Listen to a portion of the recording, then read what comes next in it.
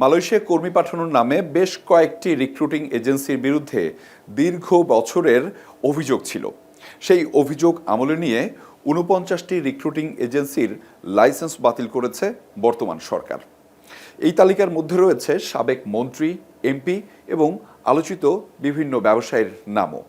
এখন প্রশ্ন উঠেছে, দীর্ঘ বছরের এই যে সিন্ডিকেটের দখলে থাকা বিভিন্ন রিক্রুটিং এজেন্সিগুলো বন্ধ করা হলো বা তাদের লাইসেন্স বাতিল করা হলো, এর ফলে মালয়েশিয়ায় বাংলাদেশ থেকে যে শ্রমিক পাঠানো হবে সেটি আসলে সহজ হবে কিনা, সেই ব্যাপারটাই সহজ করে আপনাদেরকে বুঝিয়ে বলতে চাই। প্রবাসী কল্যাণ ও বৈদেশিক কর্মসংস্থান মন্ত্রণালয় ৪৯টি রিক্রুটিং এজেন্সির লাইসেন্স প্রত্যাহার করেছে। মন্ত্রণালয়ের ভাষ্য অনুযায়ী এসব প্রতিষ্ঠানের বিরুদ্ধে প্রতারণা, বিশ্বাসভঙ্গ, চাঁদাবাজি সহ দণ্ডবিধির একাধিক ধারায় মামলা রয়েছে এবং আদালত অভিযোগপত্র গ্রহণ করেছে। আর সে কারণেই প্রবাসী কল্যাণ ও বৈদেশিক কর্মসংস্থান আইন ২০১৩ অনুযায়ী তাদের লাইসেন্স বাতিল করা হয়েছে।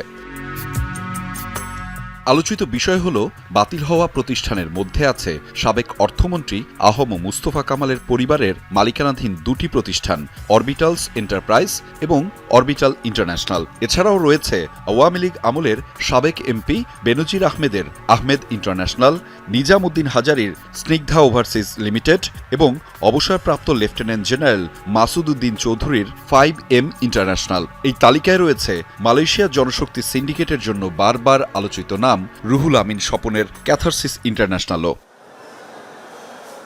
ঘটনার শুরু ২০২১ সালের ডিসেম্বরে।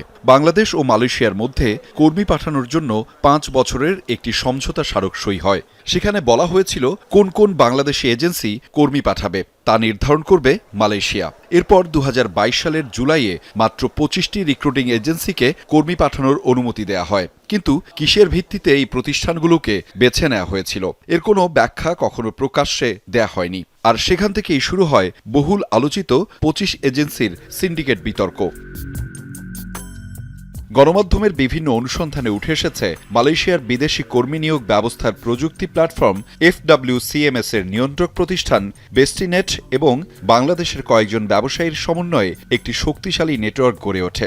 বাংলাদেশ অংশে যার সমন্বয় করতেন রুহুল আমিন স্বপন। পরবর্তী সময়ে এই সিন্ডিকেট নিয়ে রাজনৈতিক প্রভাবের অভিযোগ সামনে আসে। তবে এসব অভিযোগের বিচারিক প্রক্রিয়া এখনও চলমান এবং আদালতের চূড়ান্ত সিদ্ধান্তই এ বিষয়ে নির্ধারক হবে। লাইসেন্স বাতিল হলেও এখানেই কিন্তু সব শেষ নয়। যাদের লাইসেন্স বাতিল করা হয়েছে তারা আগামী ৩০ কার্যদিবসের মধ্যে সরকারের কাছে আবেদন করতে পারবেন এবং সরকারকে সেটি তার পরবর্তীতে আগামী ৬০ দিনের মধ্যে সেটির নিষ্পত্তি করতে হবে।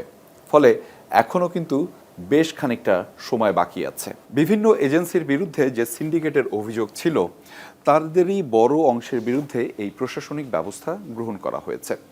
এর ফলে অভিবাসন প্রক্রিয়া আরও স্বচ্ছ হবে কিনা, কিংবা এই প্রক্রিয়া অর্থাৎ আইনি জটিলতা আবারও পুনর্বহাল হয়ে তারা আবার কাজ করতে পারবেন কিনা তাই দেখা যাবে সরকারের কার্যক্রমে।